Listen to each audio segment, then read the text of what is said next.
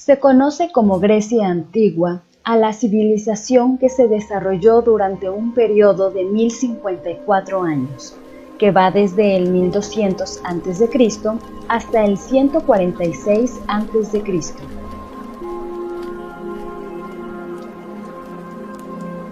Inicia con la denominada Edad Oscura y termina con la invasión dórica y la subsecuente batalla de Corinto, en la que el Imperio Romano vence a Grecia.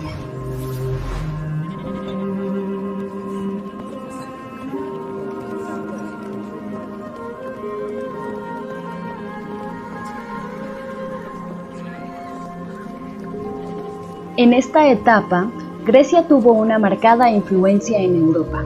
Aspectos como la ciencia, arte, filosofía, política, educación e idioma evolucionaron gracias a los movimientos que se desarrollaron en la cultura griega.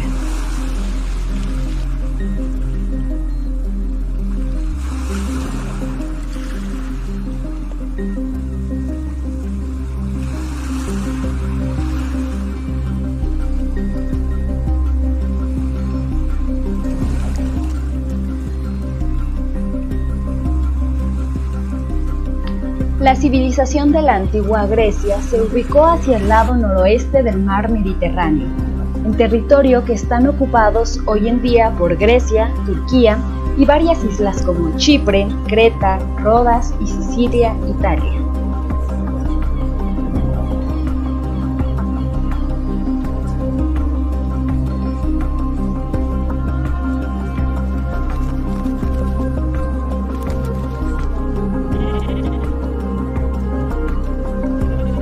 En sus momentos de mayor apogeo, se arraigó en toda la península griega, entre el mar Jónico y el mar Egeo, expandiéndose hacia el norte y hacia las costas de la actual Macedonia y Bulgaria, así como las costas opuestas de la actual Turquía y el sur y este de Italia.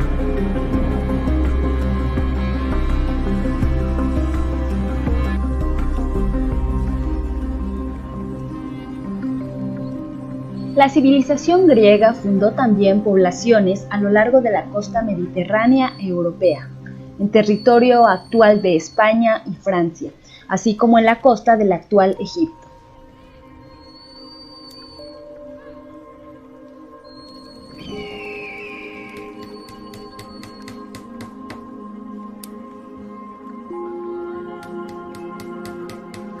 Durante el periodo helenístico, bajo el liderazgo del conquistador Alejandro Magno, Grecia, en realidad llamada el Imperio Macedonio, se anexó los territorios de los actuales Turquía, Egipto, parte de Libia, Siria, Jordania, Palestina, Israel, Armenia y la antigua Mesopotamia.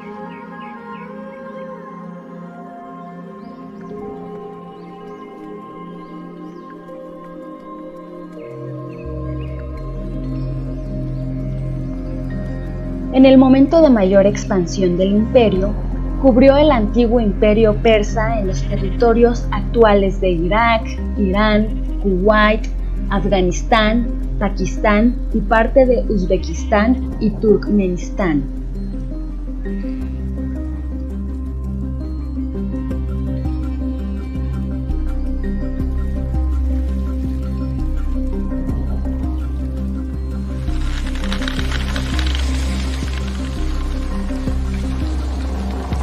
La cultura griega antigua era una cultura eminentemente marítima, dado su emplazamiento en el corazón del Mediterráneo, de fuerte talante comercial y expansivo.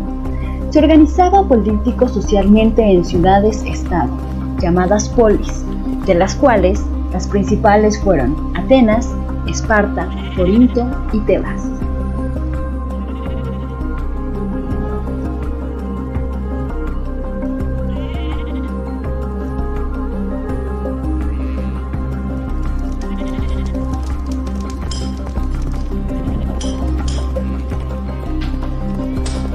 Su territorio podría clasificarse en la Grecia continental, la Grecia insular y la Grecia asiática. En todas sus ciudades se hablaba el griego y cultivó ampliamente la filosofía, las artes, la política y la guerra, A pesar de la evidente fragmentariedad política de su civilización, los griegos tenían conciencia de ser un pueblo único y singular.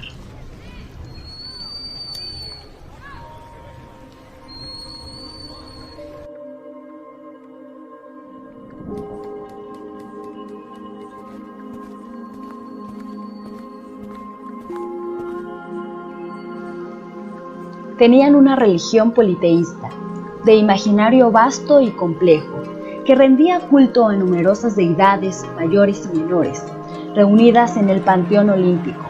Eran lideradas por Zeus, dios padre de los cielos, junto a sus hermanos Poseidón, dios de los mares, y Hades, dios del inframundo.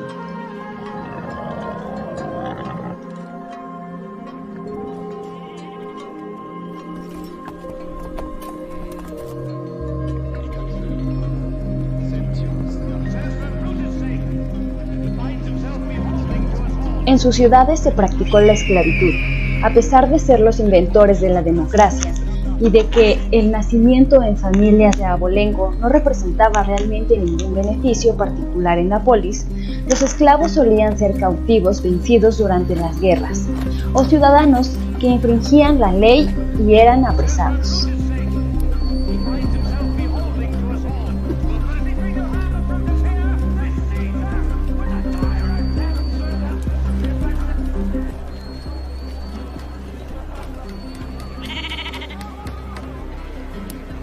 A diferencia de otros sistemas esclavistas, los esclavos no eran tratados de manera infrahumana, sino que formaban un estamento inferior en la sociedad griega.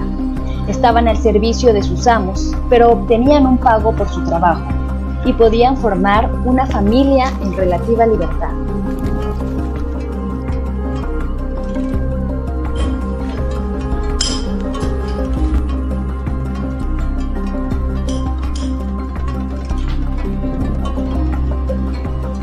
También eran frecuentes los esclavos del Estado, convertidos en servidores públicos o en cuidadores de templos. Los esclavos liberados por sus amos no se convertían en ciudadanos, sino que formaban junto a los extranjeros parte de los metecos, residentes libres y derecho a participación política.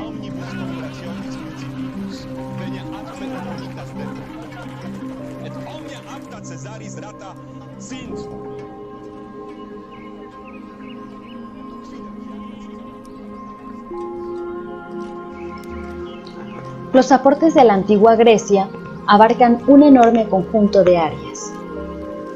La invasión de la democracia directa, específicamente en Atenas, si bien era una democracia para varones atenienses mayores de edad, excluyendo mujeres, esclavos y metecos.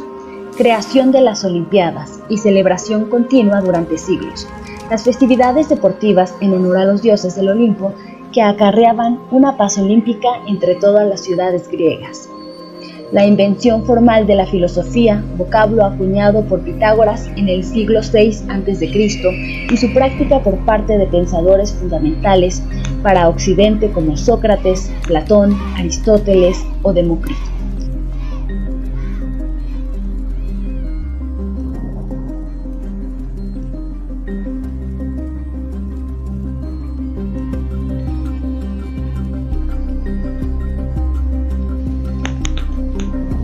Muchos de ellos incursionaron en lo que hoy en día llamamos ciencias o matemáticas, legando también importantes conceptos como la teoría atómica, Demócrito, diversos teoremas matemáticos tales de Mileto, Pitágoras, etc., medicina, Hipócrates, por mencionar alguno de ellos.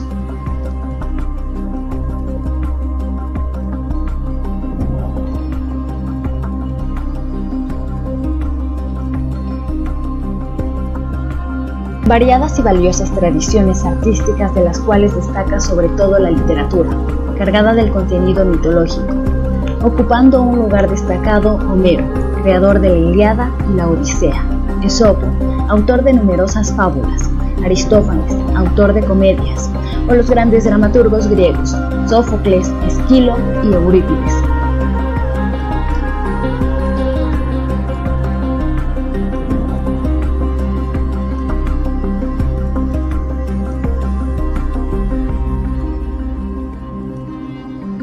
la vasta e importante mitología griega en donde se reúnen los relatos fundacionales del mundo y de los dioses, cosmogonía y teogonía, los mitos sobre el ascenso de los olímpicos al poder derrotando a sus predecesores titánicos, los mitos heroicos y un enorme conjunto de símbolos, relatos y personajes.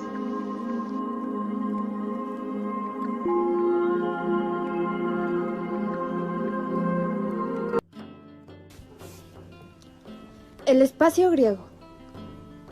Los edificios del teatro griego se llamaban teatrón. Los teatros eran estructuras grandes y al aire libre, construidas en las laderas de las colinas. Se componían de 3 elementos principales: la orquesta u orquestra, la escena, la skene y la audiencia, que le denominaban el koilon. La pieza central del teatro era la orquesta, o lugar de baile, una gran área circular o rectangular. La orquesta era el sitio de las actuaciones corales, los ritos religiosos y posiblemente la actuación. Un altar dedicado a Dionisio era situado en el centro de la orquesta. En este centro se colocaba una especie de altar llamado timele. En este último se sacrificaba un cordero en honor a Dionisio, el koilon, que corresponde a los asientos escalinados en forma circular, los cuales eran ocupados por los espectadores. Estos estaban divididos por corredores y pasillos. Y por último, la skene, o la escena, que era una especie de barranca o pabellón de madera. Era el lugar en el que aparecían los actores. La parte baja que llega hasta la orquesta se denomina proskenion, que hoy en día lo llamamos como proscenio. El teatro mejor conservado en la actualidad es el Epidauro.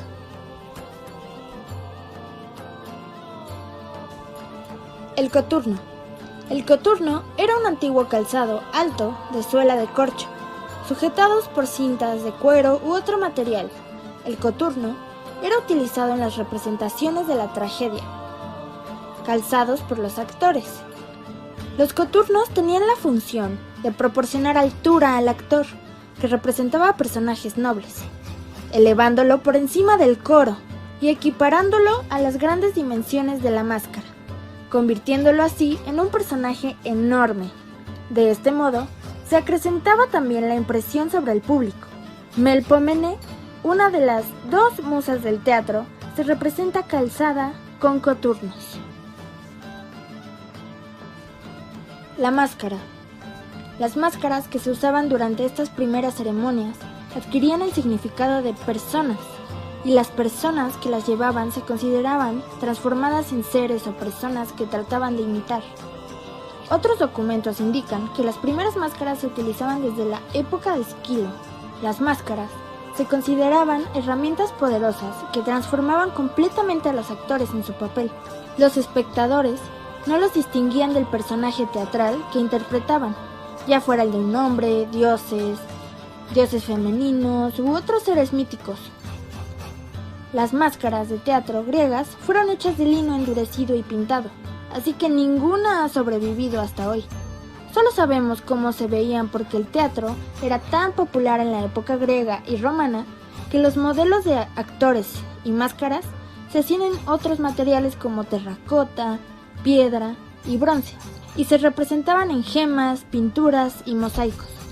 Las máscaras permitían que los elencos, compuestos exclusivamente por hombres, interpretaran tanto a hombres como a mujeres, y algunos expertos afirman que la máscara ayudaba a amplificar la voz, para que se pudiera escuchar en la parte posterior de los grandes teatros al aire libre. Sin embargo, el papel más significativo de la máscara era el de la transformación.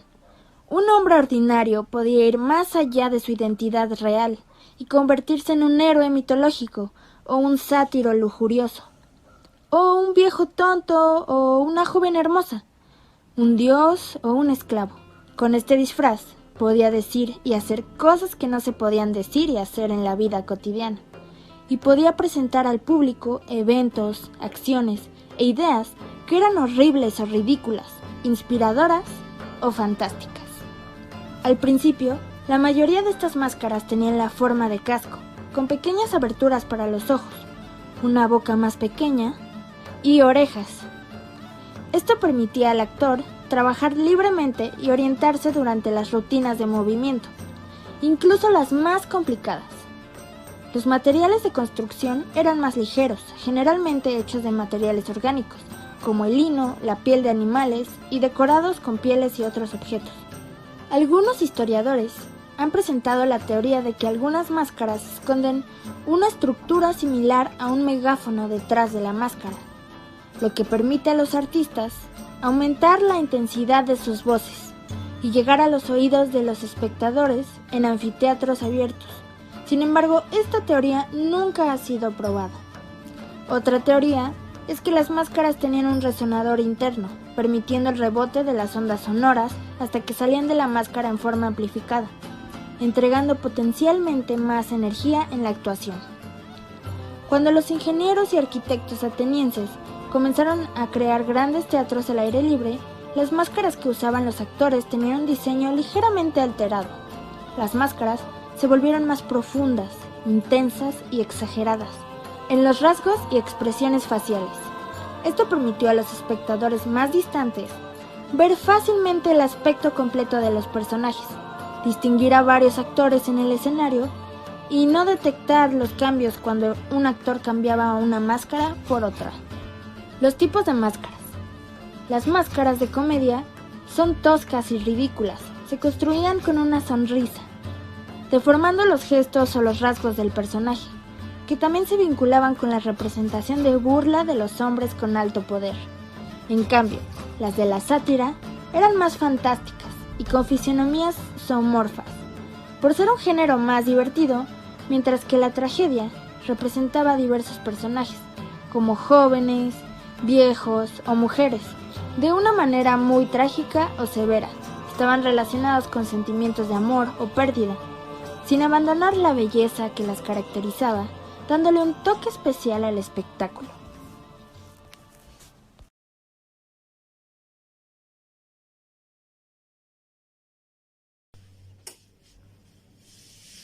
Pues el mito. Pues el mito de toda la vida, ¿verdad? No hay pierde. Entonces, pues explícalo, ¿no? Pues está requete fácil. Mira, es como las leyendas igualitito, así de las historias antigüitas, como la leyenda o el mito de la taberna. Mira, güey, o sea, sí son historias antiguas. Sí te entiendo. Pero las leyendas tienen más veracidad que los mitos, güey. Los mitos son muy fantásticos.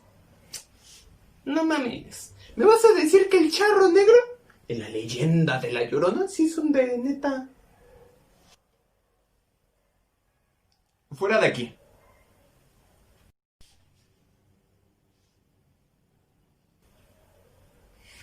Fuera.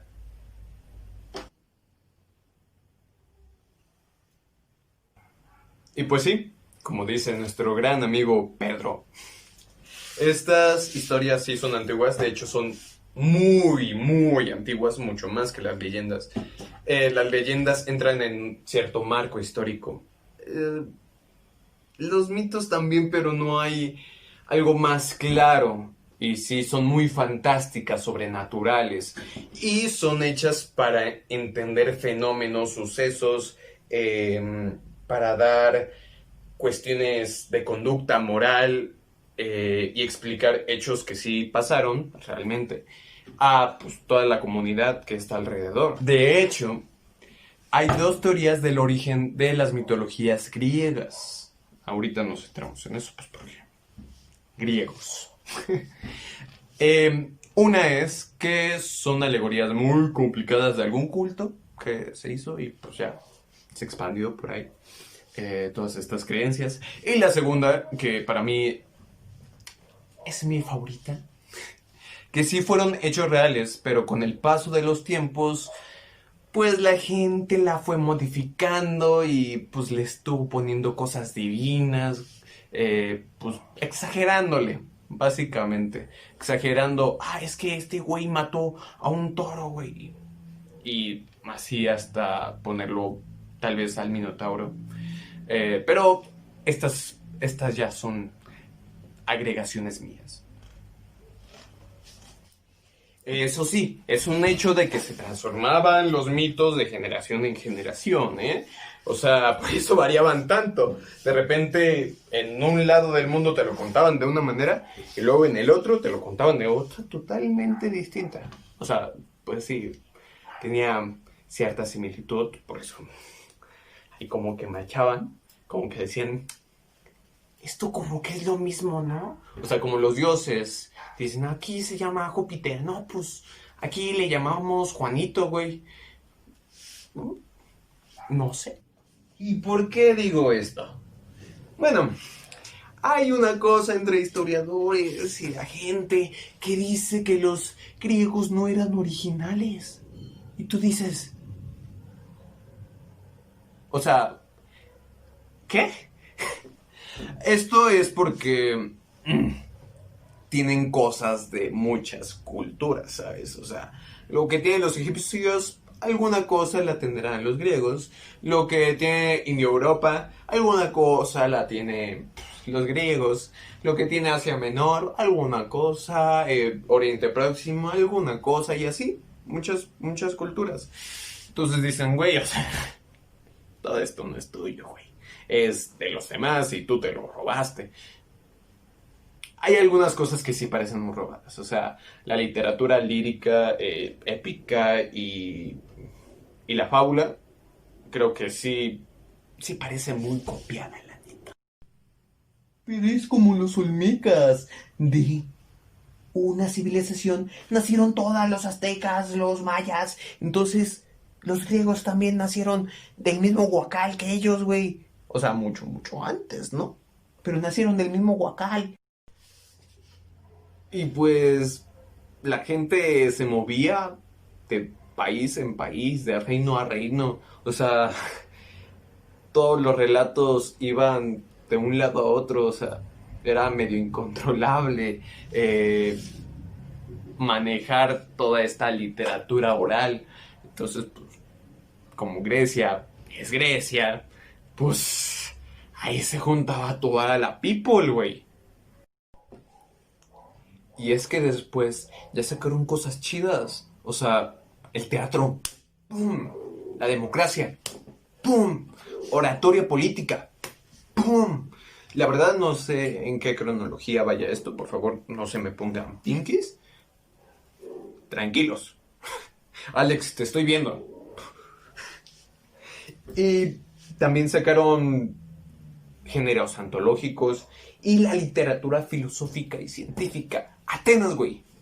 Atenas. Y con esto finalizamos. Pues sí, no tenían muchas cosas originales los griegos, pero después se las sacaron. Se las sacaron chido.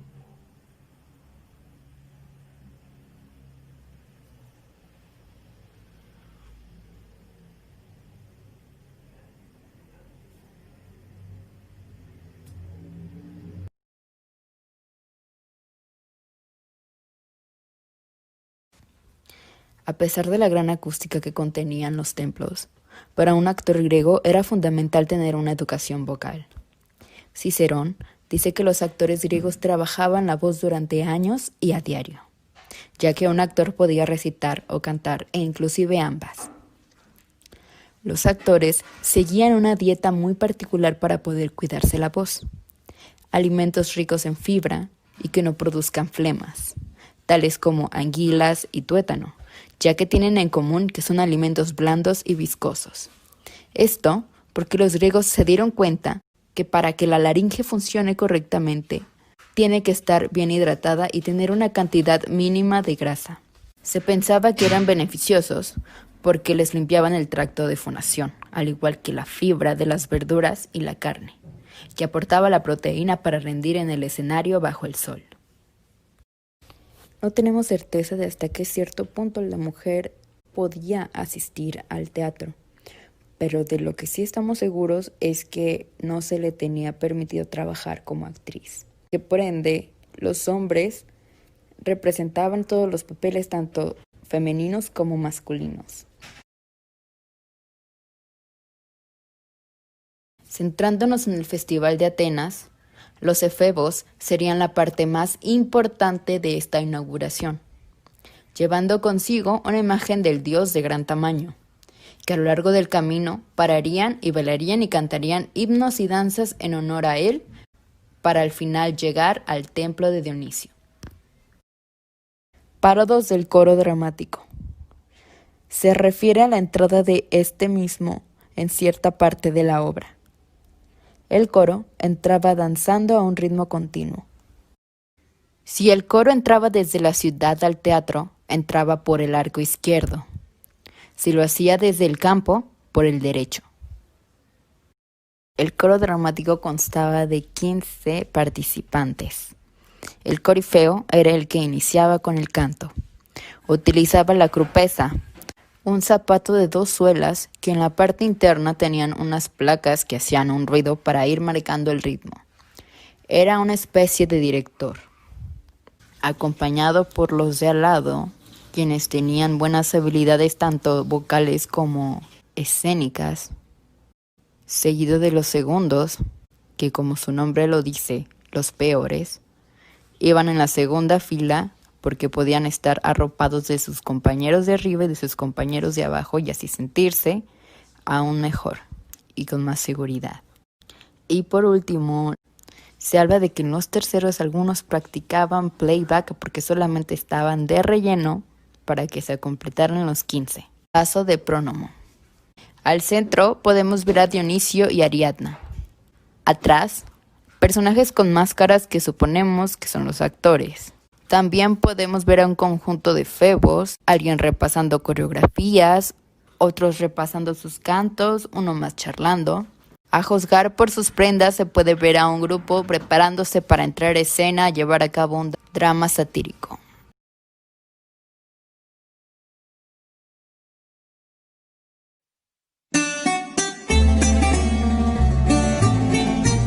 Hola, mi nombre es Posidonio. Nací en el año 135 a.C., en el seno de una familia griega, en Apamea, una pequeña ciudad al norte de Siria, en tiempos de Julio César.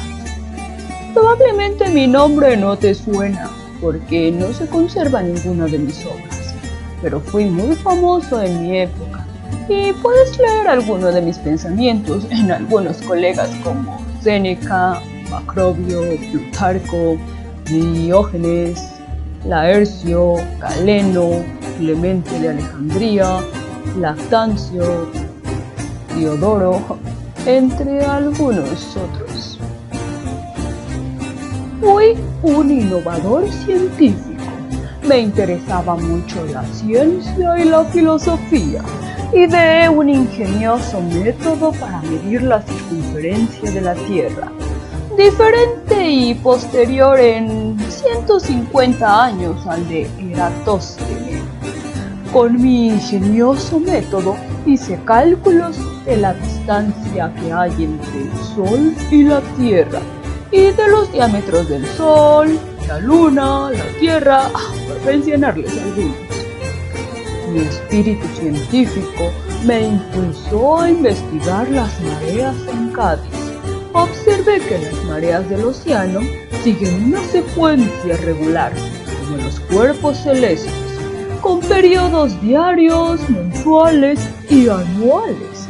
Observé que el mayor flujo del agua sobre la Tierra y su posterior descenso gradual coincide con determinadas posiciones de la Luna sobre el horizonte, lo que me hizo pensar que la Luna influye en las mareas oceánicas. Concreté en qué momentos del mes son mayores o disminuyen dependiendo de las posiciones relativas del Sol, la Tierra y la Luna. Todo esto en el siglo II a.C. Me trasladé muy joven a Atenas, en donde fui discípulo del filósofo estoico Panecio de Rodas. Viví casi 90 años lo cual me permitió realizar numerosos viajes y adquirir el saber enciclopédico que me hizo famoso en el mundo antiguo. Además de filosofía, enseñé meteorología, etnología, astronomía, psicología, física e historia. En el año 87 a.C., me mudé a Rodas, que era el centro intelectual de la época. Ahí fundé una escuela, en donde asistieron algunos romanos como Cicerón. Fui embajador del gobierno de Rodas en Roma. El estar relacionado con la clase dirigente romana me resultó de gran utilidad para mis exploraciones geográficas. En mi faceta de historiador, muchos lugares fueron objeto de estudio, desde Egipto hasta la península ibérica. Contemplé el océano Atlántico y la costa africana. También hablé sobre las costumbres de pueblos como los celtas o los habitantes de Iberia y de otros lugares más alejados, así como de su paisaje y de sus riquezas minerales. Descubrí numerosas especies animales y vegetales que encontraba en mis recorridos. Hablé de los vientos, de los montes, que emanan metales y de fenómenos meteorológicos. Expliqué técnicas utilizadas para diferentes labores y, en fin, no hubo campo que me estuviera vedado. Mi admiración por Platón me hacía llamarle divino, según Galeno. Retomé la teoría platónica del alma, defendiendo la preexistencia y la inmortalidad de la misma. Para mí, Posidonio, el fin del ser humano es vivir en armonía con la naturaleza, y lo que se asemeja más a la naturaleza es la virtud, ya que toda actitud contraria es un desorden interior. Espero que hayas aprendido algo de mí. Gracias por tu atención. Nos vemos en la próxima.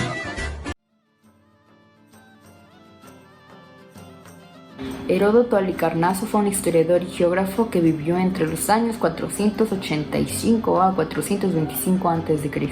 No se puede hablar de historiografía hasta el siglo V.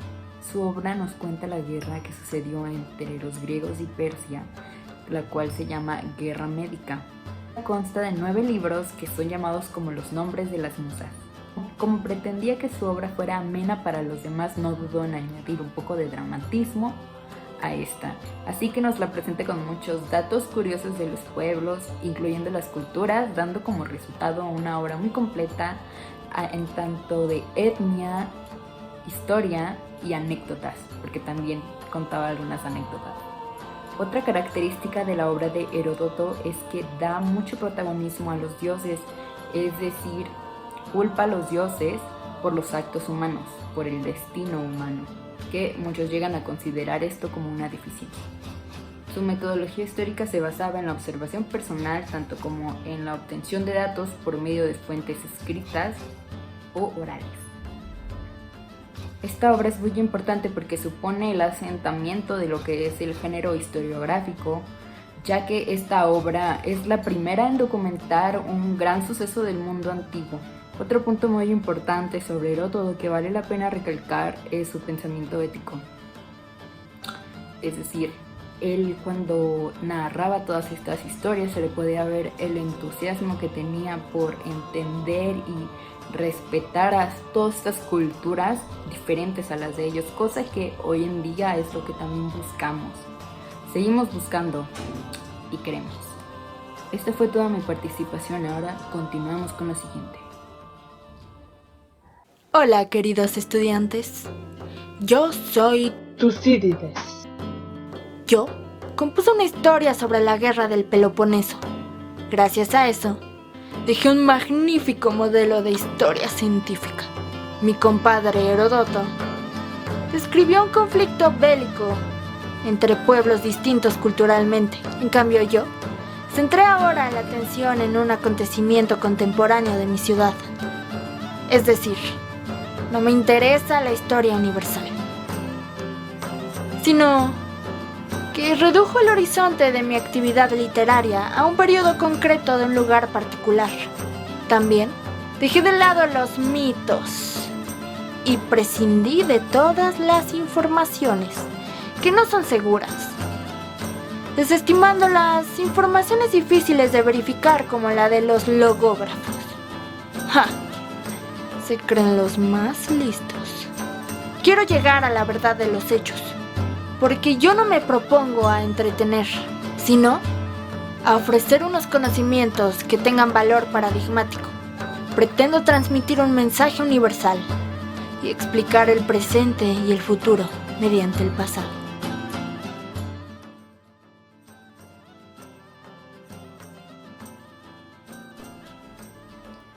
Ahora hablaremos de Jenofonte. Si bien Jenofonte es más bien un literario, moral o filosófico, también tiene obras históricas que tienen ciertas particularidades que hacen a Jenofonte muy importante en la historia de la historia griega.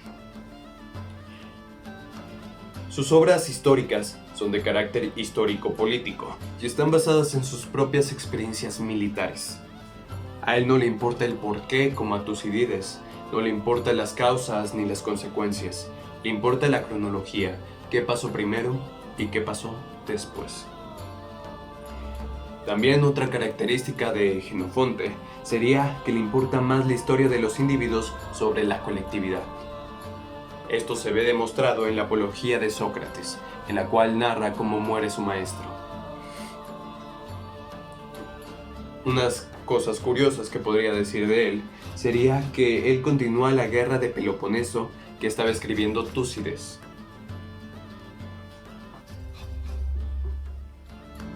Y eso fue todo de parte del equipo 1 de Actuación 5002. Muchas gracias y espero les haya gustado este video. Bye.